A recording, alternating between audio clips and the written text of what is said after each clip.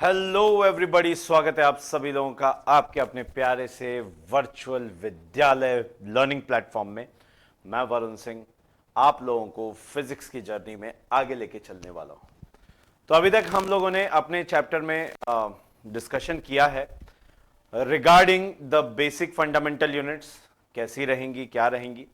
आज हम लोग एरर्स को डिफाइन करेंगे, लेकिन उससे पहले मैं थोड़ा सा आगे चलता हूं और मैं चाहता हूं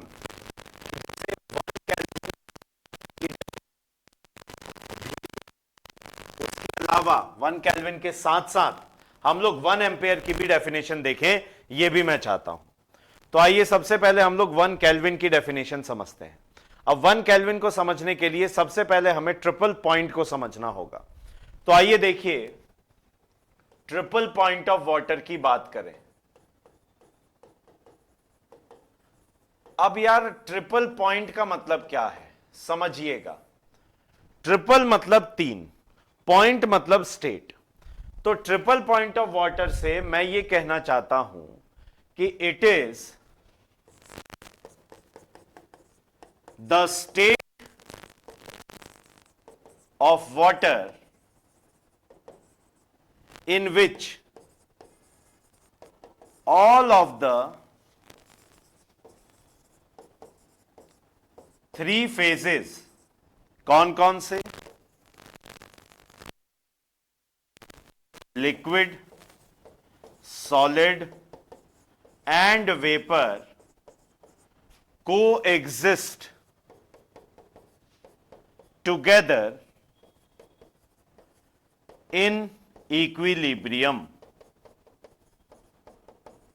ठीक, जिसमें कि ये तीनों एक साथ में इक्विलिब्रियम में कोएग्जिस्ट कर जाते हैं। अब ये एक बहुत ही अहम सा पॉइंट है कि सर कैसे हो सकता है कि वेपर भी है, लिक्विड भी है और साथ के साथ में सॉलिड भी है।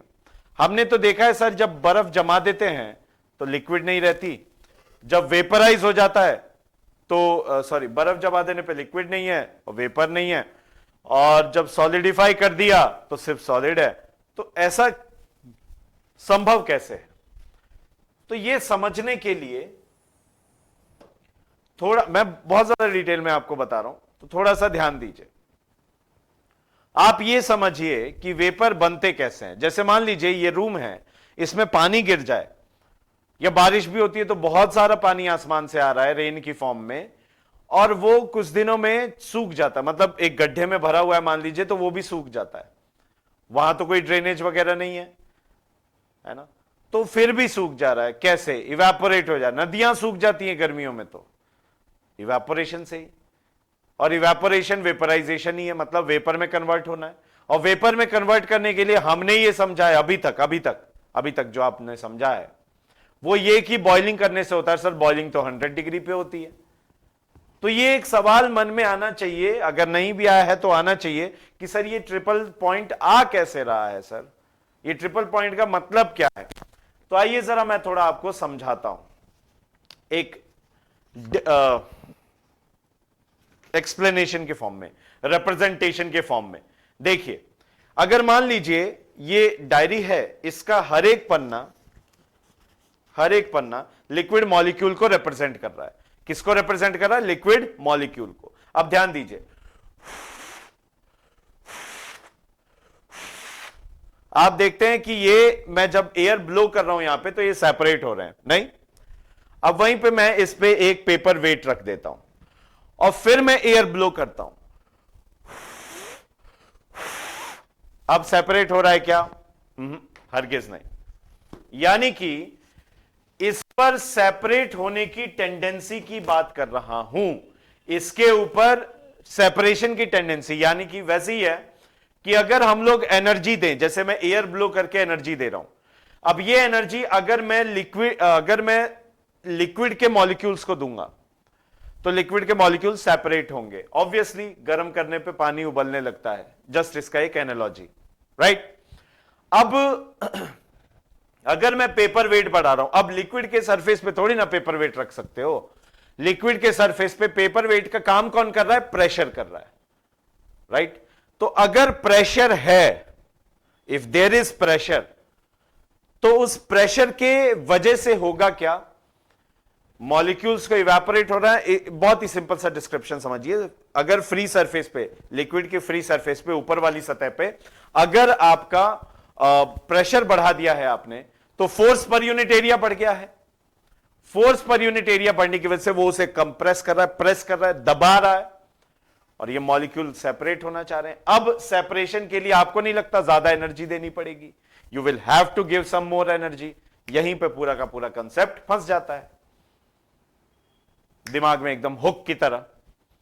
नहीं तो इसका मतलब अगर हम लोग प्रेशर बढ़ाएंगे तो टेम्परेचर बढ़ाना पड़ेगा, एनर्जी ज्यादा देनी पड़ेगी। तो टेम्परेचर बढ़ गया, evaporating temperature, boiling point temperature, जो आप कहना चाहो।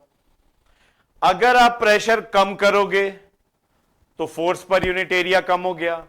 फोर्स पर यूनिट एरिया कम हो गया, इसका मतलब क्या हुआ कि आपका जो सेपरेशन है वो इजी हो जाएगा कम ही टेम्परेचर पे।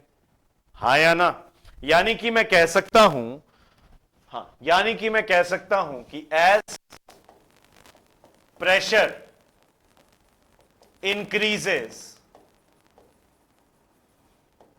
Temperature for evaporation will also increase. हर लिक्विड के लिए है ये, सही बात है, क्लियर। और as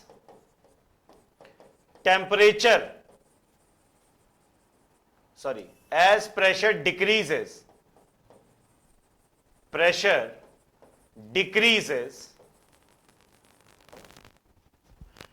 temperature for evaporation will also decrease. सही बात है जी, इसमें कोई दिक्कत नहीं है, क्लियर है। यह आपको यहां पे समझ में आ रहा है। इसका मतलब यह हुआ at low pressures evaporation occurs at low temperature. अब जो मैं कंसेप्ट समझाने जा रहा हूं उसको आप बहुत ध्यान से सुनिएगा, वरना ड्रिफ्ट हो जाएगा, मतलब कॉन्सेप्ट निकल जाएगा। सुनिए, मेरा यह कहना है भाई कि जैसे मान लीजिए अगर एटमॉस्फेयर की बात करें तो एटमॉस्फेयर में बहुत बड़ा एटमॉस्फेयर है। गर्मियों में क्या होता है कि जिस प्रेशर पे जितना पार्शियल प्रेशर है वाटर वेपर का सराउंडिंग एयर में, वो ज्यादा है सैचुरेशन के लिए। सैचुरेशन क्या होता है आप सुनो।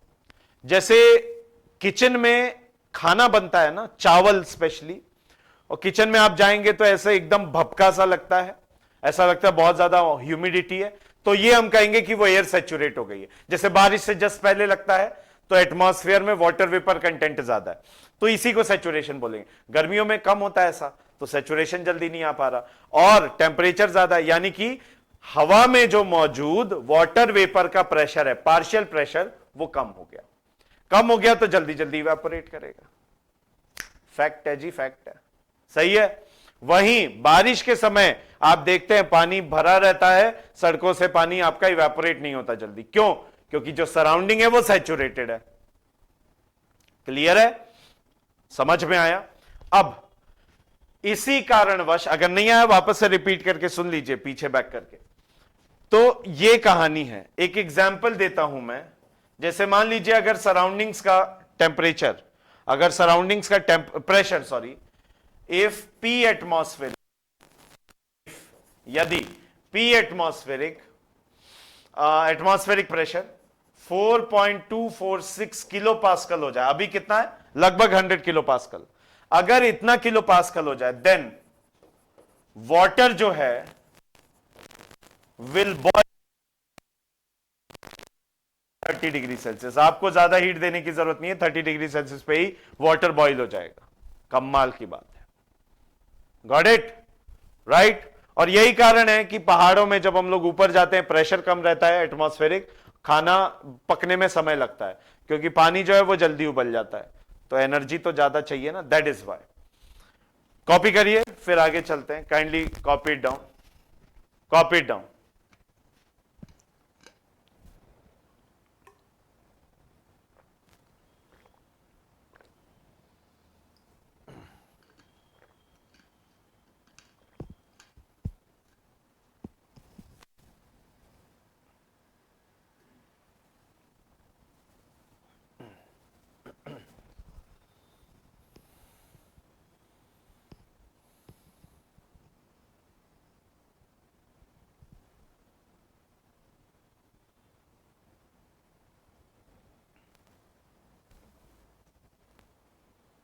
चलिए, आई गेस ये हो गया होगा। आगे बढ़ते हैं। तो मेरे कहने का क्या मतलब है मेरे भाई? मेरे कहने का साफ साफ मतलब है कि ऐसी का आप देखेंगे ना कि जो पहाड़ी एरिया से लोग हैं उनका कल्चर भी वैसे ही डेवलप हो गया।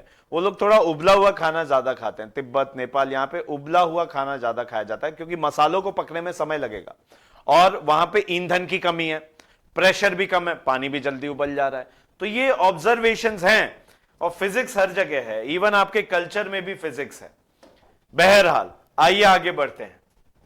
नेक्स्ट, तो यानी कि अगर मैं यहां पे एक छोटा सा सेटअप बनाऊं, आप ध्यान दीजिए इस सेटअप के बारे में। जैसे मान लीजिए ये कंटेनर लिया मैंने, इस कंटेनर को ढक दिया, ठीक। अब इस कंटेनर को ढका और मैंने रख दिया फ्रीजर में। कहां रख दिया जी? फ्रीजर में। अब जब मैंने इसे फ्रीजर में रखा और यहां पे क्या था? लिक्विड वाटर,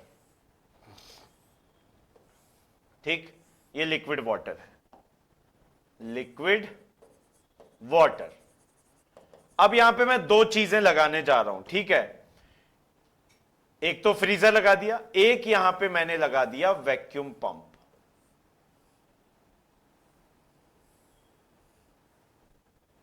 वैक्यूम पंप ये क्या करेगा? यहां से जो प्रेजेंट एयर ट्रैप्ड है उसको निकालेगा। जब निकालेगा तो यहां का प्रेशर कम होगा, समझना बात को। और फ्रीजर क्या करेगा? टेम्परेचर कम करेगा। मैं लिख ही देता हूं, फ्रीजर टेम्परेचर कम करेगा, ये वैक्यूम क्रिएट करके प्रेशर को कम करेगा, सही। तो यहां पे क्या होने लगेगा? ध्यान दीजिएगा, कुछ समय बाद यहां पे प्रेशर कम होने की वजह से लिक्विड जो है वो वेपर में कन्वर्ट होगा और टेम्परेचर कम होने की वजह से कुछ पोर्शन इसका सॉलिड में कन्वर्ट होने लग जाएगा। यस और नो? क्लियर है? एकदम बेसिक से, एकदम जीरो से उठाया अपन ने। तो क्या हो रहा है यहां पे? कुछ समय बाद ये स्थिति आ जाएगी। ये फ्रीजर में कंटेनर है जी, होने दीजिए, क्या फर्क पड़ता है, ठीक है। यहां पे हो ये रहा है कि कुछ पोर्शन इसका सॉलिड में कन्वर्ट हो गया जी, हैं जी। ये देखिए, कुछ पोर्शन इसका किस में कन्वर्ट हो रहा है? सॉलिड में। और कुछ पोर्शन इसका वेपर में चला जाएगा। कुछ पोर्शन यहां पे वेपर में चला गया। ऐसा आपको देखने को मिल रहा है, ठीक है। बाकी लिक्विड है ही।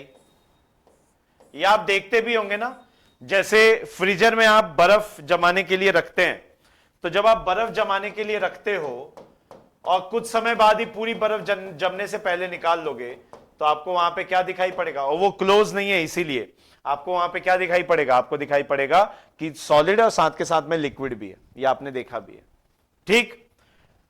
अब एक पॉइंट ऐसा जरूर आएगा जब ये प्रेशर कम होते होते, मतलब वेपर में कन्वर्ट होना लिक्विड का, और टेम्परेचर कम होने की वजह से सॉलिड में कन्वर्ट होना, का सारा क्या हो जाएगा? सबका रेट बराबर आ जाएगा। यानी जिस रेट से ये सॉलिड में कन्वर्ट हो रहा है उसी रेट से ये वेपर में कन्वर्ट हो रहा है। कुछ वेपर कंडेंस हो रहा है इसी रेट से इसमें लिक्विड में, और कुछ आपका जो ये है सॉलिड मेल्ट होकर लिक्विड में आ रहा है वापस। रेट सारी बराबर हो गई, ठीक। तो इसी को कहेंगे हम लोग at the point when the rates of conversion become equal. अभी रेट्स ऑफ कन्वर्जन क्या हो गए भाई?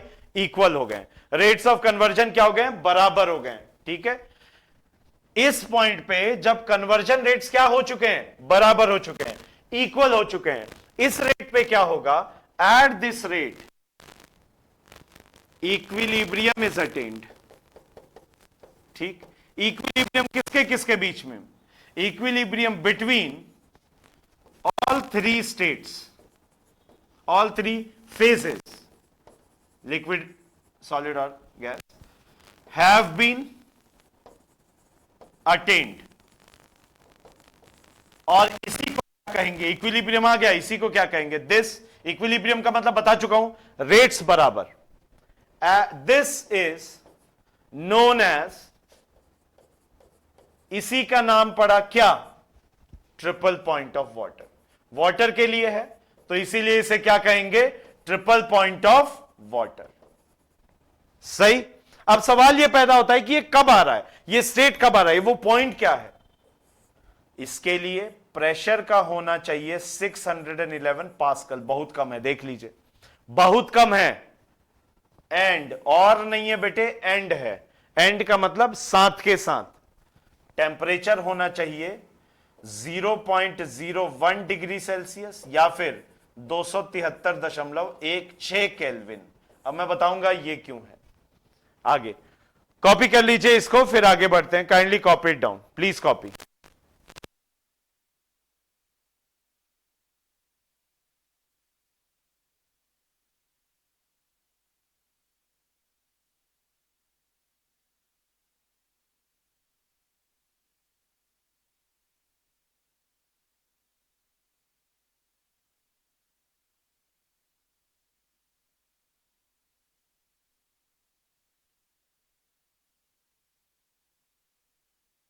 चलिए, सो आई गेस ये हो गया।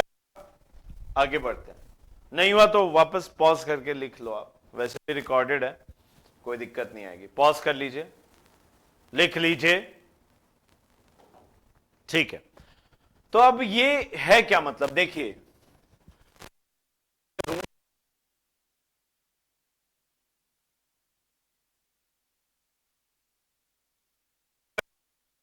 केल्विन में,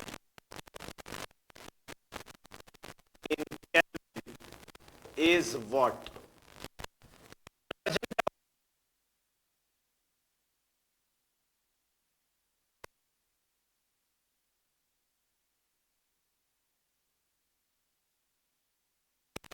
ये जोड़ दीजिए। इसका मतलब क्या है? इसका मतलब यह हुआ कि मान लीजिए 40 डिग्री सेल्सियस है, इसका मतलब क्या हुआ? 313.15 केल्विन। 40 जोड़ो ना। अब वैसे ही 0.01 डिग्री सेल्सियस था, इसका मतलब क्या हुआ? 273.15 जोड़ोगे तो 16 केल्विन आ जाएगा। सही है, क्लियर है? यानी कि ट्रिपल पॉइंट ऑफ वाटर अगर एग्जिस्ट होना है तो वो 611 पास्कल या फिर 611 पास्कल और साथ के साथ एंड 273.16 केल्विन पे एग्जिस्ट करेगा। ठीक है, यानी कि TTP, temperature at triple point of what? Water. So TTP का मतलब है temperature at triple point of water, और temperature at triple point of water कितना है? 273.16 केल्विन। यानी मैं यहां पे लिख सकता हूं जी कि 273.16 इंटू 1 केल्विन, ऐसे लिख सकते हैं ना। ये है क्या? Temperature at triple point of water, TTP, right. यानी कि अगर मैं यहां पे 1 केल्विन को लिखूं, ये कितना हो जाएगा? 1/273.16 ऑफ टीटीपी। सही है, यानी यहां पे डिफाइन कर दिया हमने, 1 केल्विन इज डिफाइंड एज, कैसे डिफाइन करते हैं हम इसे? Is defined as 1/273.16 of the temperature at triple point of water. सही है, राइट। सो 1 केल्विन को हम लोग ऐसे डिफाइन करेंगे, बात ही खत्म। टेम्परेचर एट ट्रिपल पॉइंट, अगर मैं नहीं समझाता कि ट्रिपल पॉइंट क्या है तो आपको समझ में नहीं आता कि ये क्या बोल रहे हैं, आपको रटना पड़ता। अब आपको पिक्चराइजेशन हुआ, प्रेशर कम करने से वेपर आसानी से बन रहा है, टेम्परेचर कम करने से लिक्विड का सॉलिड में कन्वर्जन होता है। तो इसका मतलब यह हुआ कि बहुत ही आसानी से आप ट्रिपल पॉइंट को अटेन कर सकते हैं। 2 कंडीशन ले आइए, प्रेशर कम कर दीजिए 611 पास्कल तक ले आइए, और टेम्परेचर कम करके 0.01 डिग्री सेल्सियस ले आइए, या फिर 273.16 केल्विन कर दीजिए। एक ही बात है, केल्विन डिग्री सेल्सियस में इतना ही है। अब उसका 1 केल्विन क्या है, 1/273.16 पार्ट ट्रिपल पॉइंट का ये, ठीक है, ओके। पहले क्या होता था, ट्रिपल पॉइंट पे डिफाइन करने से पहले वो स्टीम पॉइंट और आइस पॉइंट पे डिफाइन करते थे, उससे गलत डेफिनेशन हो जाती थी क्योंकि वो वेरिएबल है ना, उसको इतनी आसानी से मेंटेन नहीं किया। बट मॉडर्न इक्विपमेंट से ट्रिपल पॉइंट को मेंटेन किया जा सकता है उतना प्रेशर और टेम्परेचर मेंटेन करके, राइट। कॉपी इट डाउन, फिर आगे चलते हैं। Copy it down please.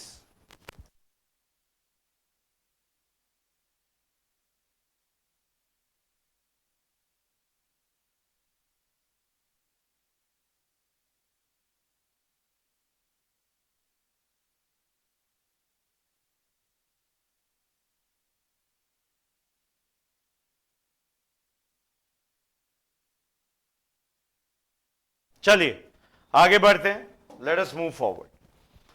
तो ये यहां पे डेफिनेशन किसकी आ गई, 1 केल्विन की। अब हम लोग 1 एम्पेयर भी तो बच रहा है, एक उसको भी डिफाइन कर लेते हैं यार, क्या दिक्कत है। बाकी मोल आप केमिस्ट्री में पढ़ते हैं, और साथ के साथ में कैंडेला में रे ऑप्टिक्स के टाइम पे बता दूंगा आपको, वेव ऑप्टिक्स के टाइम पे 1 एम्पेयर को कैसे डिफाइन करेंगे। देखिए, इतना तो आपको पता है कि करंट का फ्लो हमेशा किस में होगा, कंडक्टर में। जो करंट है उसका फ्लो हमेशा किस में रहेगा, कंडक्टर में। अगर करंट का फ्लो कंडक्टर में है तो यहां पे समझिए, इस कंडक्टर के अंदर करंट जो फ्लो हो रहा है वो किसकी वजह से, फ्लो ऑफ चार्जेस, या हम सिंपली कहें फ्लो ऑफ इलेक्ट्रॉन्स अभी के लिए, है ना। फ्लो ऑफ इलेक्ट्रॉन्स के अपोजिट में करंट होता है, ठीक है। तो ये मान लीजिए मैं 2 सेक्शन, यहां पे एक सेक्शन मान लेता हूं, सेक्शन 1, ठीक है।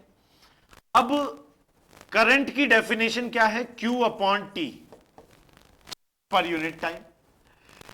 अब Q का मतलब क्या होता है, Ne, ठीक। N है नंबर ऑफ इलेक्ट्रॉन्स, E क्या है, चार्ज ऑन एन इलेक्ट्रॉन। सही बात है। अच्छा, अब ये देखिए कि यदि Q को मैं बोल दूं 1 कूलम, अच्छा, चार्ज ऑन एन इलेक्ट्रॉन होता है -1.6 इंटू 10⁻⁻19 कूलम। सही, यहां पे सिर्फ हम मैग्नीट्यूड लेके चलेंगे, ओके। तो आपको नहीं लगता n की वैल्यू आ जाएगी Q upon E 1/1.6 into 10⁻⁻19। Simple है। n की वैल्यू क्या आ गई, ये आपने 10वीं में पढ़ा भी होगा, ऊपर भेज दीजिए। सबसे पहले तो ये जो डॉट है ये ऊपर जाएगा, कितना आ गया, 10/16, ऊपर गया +19 हो गया। +19 को ऐसे नहीं लिख सकते क्या, 10 की पावर में 18, राइट। ये 4 से या 2 से भेजिए 8, और ये आया 5, फिर से 2 से भेजिए 4, और ये आया 5, 5 इंटू 5 25 हो गया, 25, और ये 6.25 6.25, राइट। करके देख लेना, यही आ रहा है। तो n क्या आ गया यहां पे, 6.25 इंटू 10⁻18 इलेक्ट्रॉन्स। इतने इलेक्ट्रॉन्स हैं, 1 एम्पेयर, 1 कूलम अगर चार्ज है तो एम्पेयर कब होगा, जब 1 कूलम 1 सेकेंड हो जाएगा। इसका मतलब डेफिनेशन आ गई साफ साफ, खत्म। Current electric current is said to be 1 ampere when 1 coulomb charge, और 1 coulomb charge कब बनेगा? 6.25 into 10 raised to power 18 electrons cross A section, एक सेक्शन को क्रॉस करते हैं इन 1 सेकेंड। बात खत्म। अगर इतने इलेक्ट्रॉन 1 सेकेंड में किसी भी सेक्शन से पास हो रहे हैं सॉरी, तो उसको हम लोग क्या नाम देंगे? 1 एम्पियर करंट। ठीक है, उसको हम क्या नाम देंगे? 1 एम्पियर करंट का नाम देंगे। सिंपल सा फंडा है, यस और नो। कॉपी कर लीजिए, प्लीज कॉपी डाउन।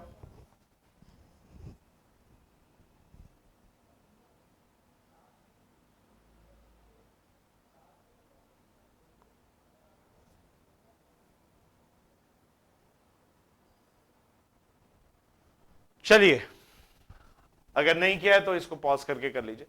देखिए, ऑलरेडी जहां तक मैं देख पा रहा हूं करीब आधा घंटे के आसपास ये लेक्चर बीत चुका है। तो एरर्स के लिए मुझे और समय चाहिए। लेक्चर 1.5 घंटा 2 घंटा हो जाएगा, कोई मतलब नहीं है, आपका अटेंशन स्पैन भी उतना नहीं होता। अगले लेक्चर से हम लोग पॉजिटिवली ये शुरू करते हैं। इतना डिटेल में नहीं बताता तो फिर आप रटते। इसीलिए हम लोग क्या करेंगे, अगले सेशन से, अगले मतलब लेक्चर में एरर एंड एरर कैलकुलेशंस को पूरा देखेंगे। ठीक है जी। मैं लास्ट में आपको, अभी तक आप रुके, मैं आपको यही कहना चाहूंगा कि आई होप आपको लेक्चर पसंद आ रहा है। प्लीज, हमारी फैमिली अभी छोटी है लेकिन दिल में जो आग है वो बहुत बड़ी है। पहुंचना हर घर तक है, उसमें आपका साथ चाहिए। बस इतना कर दीजिए, जितना हो सके इसको शेयर करें, लाइक करें, वीडियो को ड्रॉप करें अपने comments, and please don't forget to subscribe. Thank you, bye bye, जय हिंद।